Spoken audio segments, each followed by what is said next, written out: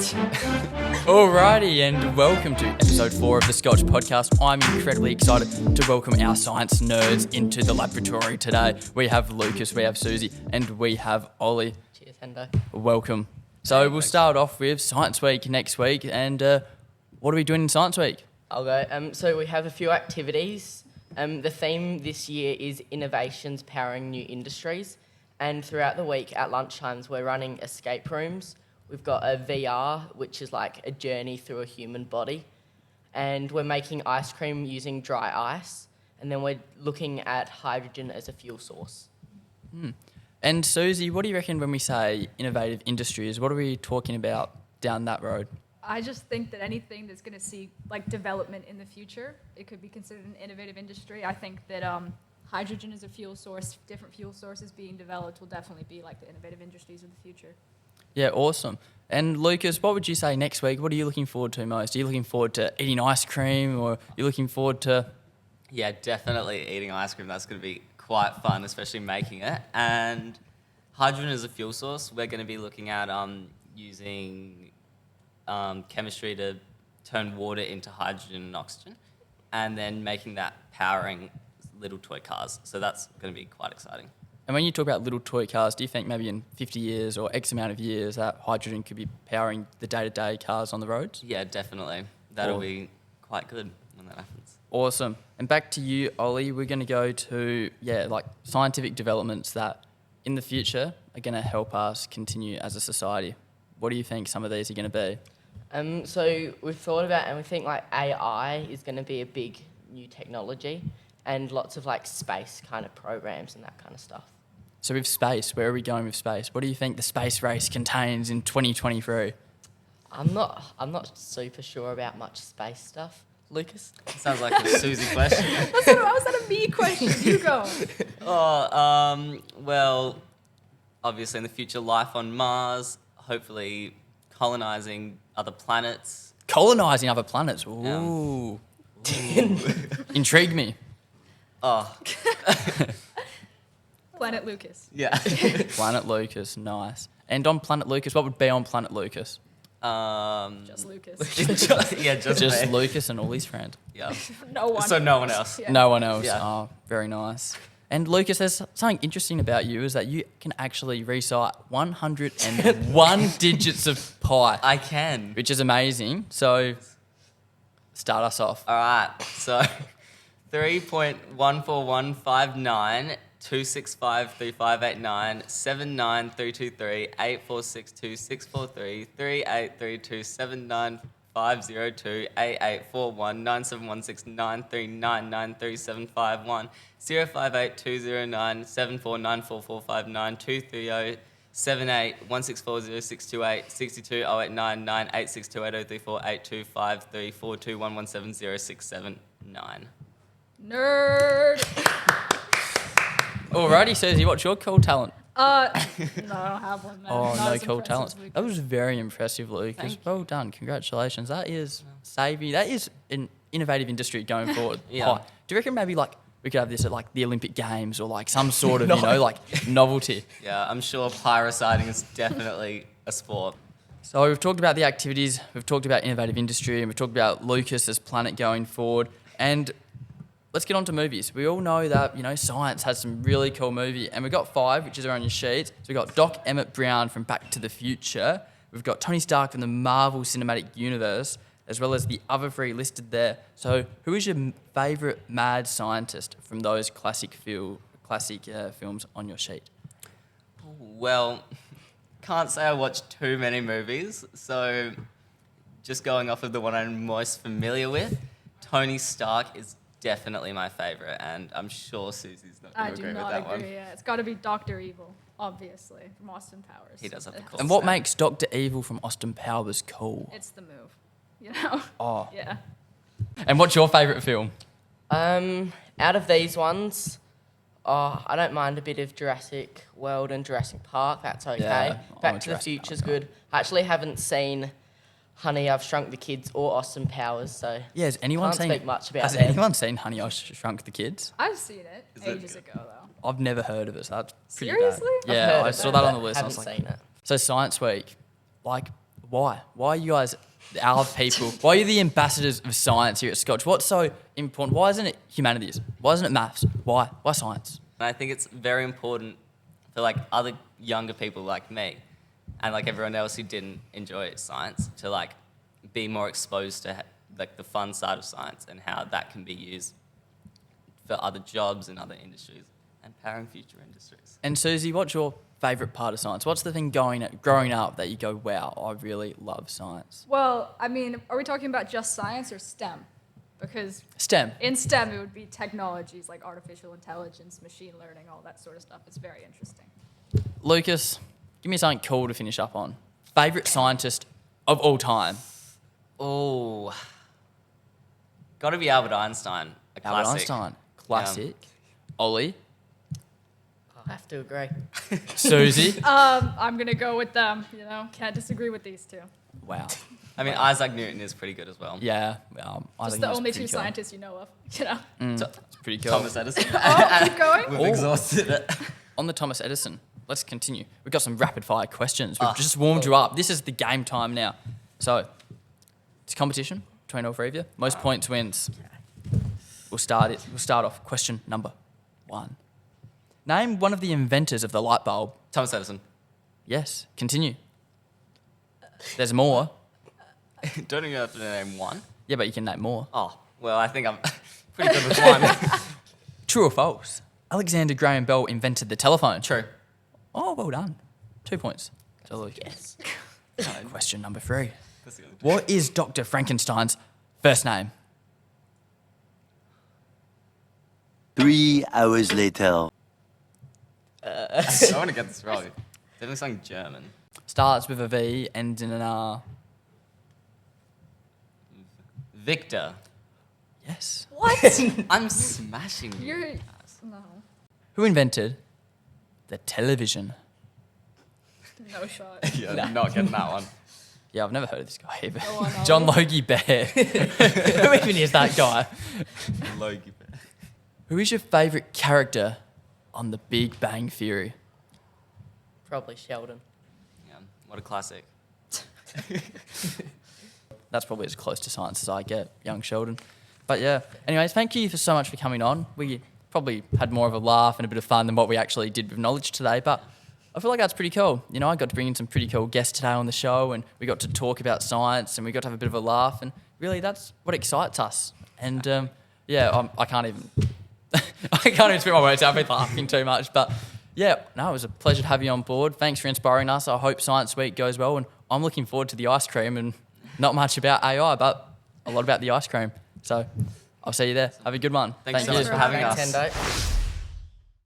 Episode 4 today, and I'm incredibly excited today to have our most talented musical people in the school, in the studio, in the laboratory. We have Harry, we have Sophie, and we have Trystan. Welcome, and thank you for coming on the show today. Thank So- you very much. Well done on a fantastic show, a week-long performances. How many did we do in the end? Was it 5? 6. 6 Yeah. in the end. And pretty cool. What's it like, Harry, when you've got 6 shows in a matter of 4 or 5 days? What's it like to be able to do that just over and over? It's it can be draining at times, but it's a really you get a high from performing that is it's crazy, and so you can carry that through the show season, and it's really you find your energy before each show. You always wonder, oh, am I going to make it? Yeah. But you always do, and you get there, and you always have all the energy, and it's just a great experience. Yeah. And that high is just it's crazy. What I love is every show is different and everyone's kind of running off of adrenaline by the end of it. But it's so much fun. Yeah. So, Harry, like before a show, how do you get yourself pumped up? Like, if you've drained from a show before and you've got another show later in the night, how do you get yourself excited? The Gale. Oh, the Gale. We started a tradition last year that Seb Krisafi started in the boys' dressing room of doing the Gale before each show.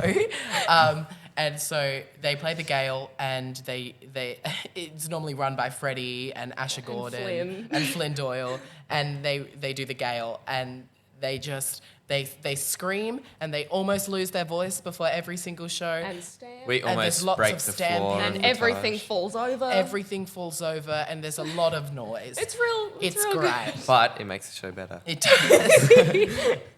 After 6 shows, there's got to be some stressful situations. What were some of the most stressful situations we encountered?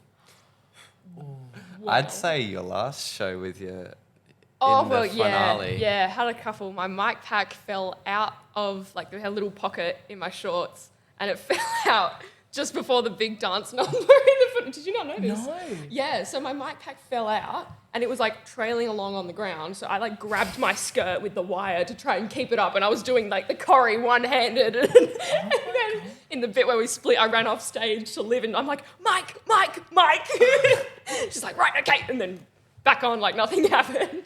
Wow. So that was fun. That's pretty cool. The show must Show must go go on. If there's anything I learned in drama, that was year 10 drama. The show must go on with or without me and James Dutton. That was an absolute horror show. Let's not even go down there. But I remember year 10 drama. We're going to go here. I remember Miss Trigg said to me, she's like, Seb, I don't know what we're going to do for you.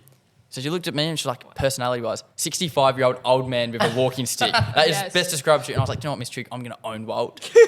And Walt was me. You kept asking And I was if Walt. Walt could be Australian because he couldn't get an American Get the accent. accent. It's like, so can Walt just, like have moved to America like a while ago? Do you not remember that? My accent was awesome, thank you. If you've got such a good accent, then give me your best American accent. Hey, Tristan. It's all right. That was That was not American. awful. That was not That American. was not good. I Bom bom. have to do one more. So, Harry, back over to you because you're exciting, unlike Tristan. Oh, wow. What is the... Harry, in heaven help me, you were seen eating ice cream. Was it yes. ice cream? Oh, no. So there's a really fun story about that. Oh, wow. So Intrigued me. originally, they were just going to get, like, yogurt or something because they wanted something that would sort of be able to keep a bit more out of the fridge than ice cream. And then I suggested, because I know that this is a trick that they do in a lot of films, is they'll use mashed potato. And so I was eating instant mashed potato, Deb's instant mash, with Hershey's chocolate syrup every night. And it was the most revolting thing. And actually, the worst part about it was because it would keep for up to 3 days outside of a fridge.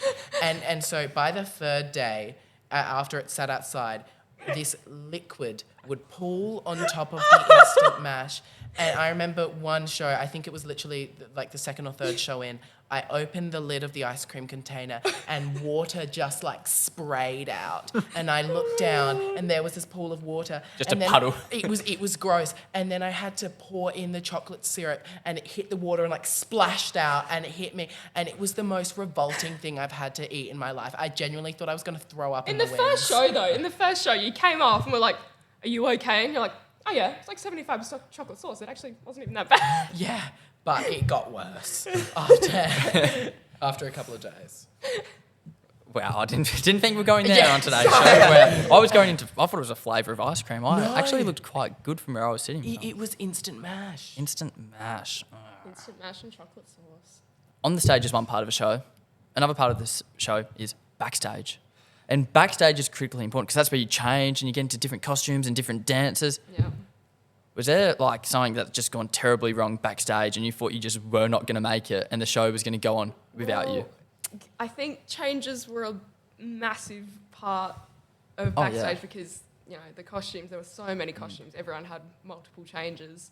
There was one time where we almost missed a scene. I got my Tristan shirt went put on backwards, so I had to whip it off, turn it around and then shove chuck it back on. again. Yeah, and the holding out for a hero change within. Holding out for a hero is probably the most chaotic scene That- because there's just people running across the stage and then running around backstage to get to the other side. And before, from learning to be silent, I'm like wearing skinny jeans and 2 tank tops and boots, and I have to rush off stage and peel everything off and then put a dress on and a belt on and then come back I reckon on. your quickest Within, like- change is coming off of That's that one. no, after Girl Gets Around and you have to get into the skinny jeans. Oh, yeah. And that's so like there's a couple. 30-second change. Well, so is the other one, yeah. So yeah, there was there's a lot of chaos. And on the theme of chaos, when there's stress, when it's draining and you're eating instant mash, why do we even do the musical? You're not selling it It's fabulous fun. because it's fabulous fun. And what makes a musical fabulous fun, Harry? It's the people. And I think like there's so many kids in it who, you know, they're not necessarily, they don't want to go into a career in performing arts or anything, but they just love the environment. And that's what's so cool. Like you just get to go have fun with your friends and you get to just be different people for a certain amount of time. And that's really fun. Like I think a lot of people think, you know, why would I just live one life when I could live like 50 as all different people? And that's what I think lots of people really enjoy about the musical. Yeah, I agree. Yeah. Yeah, it's the chance for people to... You've summed that up super well. You've done it super good. That's my job, and you've done it all for me there. Tristan, I mean, why do you do the musical? I mean, this year was my first time doing the musical, and it's probably these guys that actually got me Doing it with into friends. it in the first place. It's like, just see what happens. Because I've seen it Walks out with the today. lead role. I've seen it today, just being with the three of you, how exciting it is. The atmosphere has been absolutely electric. The environment's been great. And when you're with your friends, I mean, you get to hang out because it's hours and hours and hours. Like, I see you guys a lot, and it's just hundreds of hours. I actually couldn't give you a number. So if you're not liking the people you're with, you're not going to do it for too long. So that's absolutely important. I absolutely love like entertaining the audience as well as being a part of something with other people, like singing, and you've got all these different harmonies going. It's so amazing to be a part of. And I do not regret doing it. Yeah, I've tried so many things at Scotch, like countless sports and debating and all that sort of stuff, and I've found nothing comes close to musical. Like, So, it's just an experience like no other. Awesome. So thank you for coming on the show, Harry, Sophie and Tristan. It's been awesome. And overall, I think the message we've got to take away from today is the sense of community. And if that's from sport, if that's from musical, if that's from drama and year 10 drama, don't even get me going there. But it's the community and how much fun you have. And I remember that, like, I'm not a musical person or I'm not a performing arts person whatsoever. But I remember year 10 drama, I had so much fun. And that, like, I didn't get asked to do it year 11, but that's a story for another day. But I've never had so much fun. And I reckon it's pretty cool in the environment of performing arts as well, with that community, the friendships, and so on and so on. But thank you so much for coming on. Thanks for telling the stories about Instant Mash. And I hope you guys have a good rest of your year 12 and a good rest of your Monday. So thank you. Thank you so much. Thanks for having us.